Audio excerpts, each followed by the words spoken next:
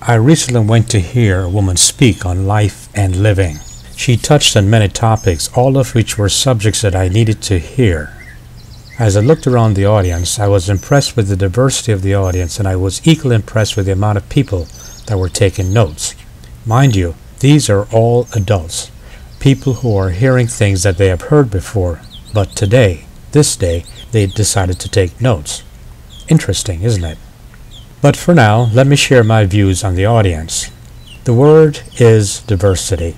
If I were to see any of these people as individuals on the street, it would be next to impossible to determine that the individual would be that interested in self-awareness and or self-development. Yet they were. They all were. It would also be impossible to tell their profession. You would not be able to tell the doctor, lawyer, accountant, laborer, photographer for that matter. Yet there they were. I mention this because television works well because of the images that are planted in your head. Products are sold based on images. Think about this, and you may pause the video if you want to. But if I mention a lawyer, what image pops into your head? What about an accountant? See what I mean? What about a doctor? What about a criminal? See what I mean? These images are there because of reinforcement. You may not have any personal knowledge of any of these images, but they are there in your head just the same. What does a nature photographer looks like, for example? Okay, let me change the subject while you think about that. The other thing that impressed me about the lecturer was that she was saying things that I had heard before, yet today they seemed to be gelling in my head. For example, she mentioned 4 things that are deterrent to progress. That is, overcoming inertia and getting things done.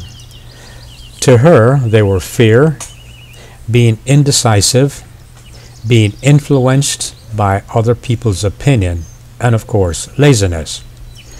She also mentioned something that I had not thought of before, and that is allowing the negatives of the past, that is, our past experiences, to cripple our activities of what we do now, which of course influence our future. Interesting, isn't it? So, have you thought of what a nature photographer looks like? Anyway, on I go. She also mentioned that none of us are here by chance. We are all unique, and if we allow ourselves to be free of the negative influences of others, and if we allow ourselves to be who and what we were meant to be, we can individually accomplish great things. But that is a tough one. Have you ever been asked something like, "So, what are you doing these days?" And if your answer is not in keeping with the values of the person asking, you would get something like, "Yeah, sure, but would your time be better spent doing," and you can finish the sentence. You see what I mean? God help you if you're a creator, an artist, a writer, a photographer, or something like that. To others, you're wasting your time. You should have a 9-to-5 job.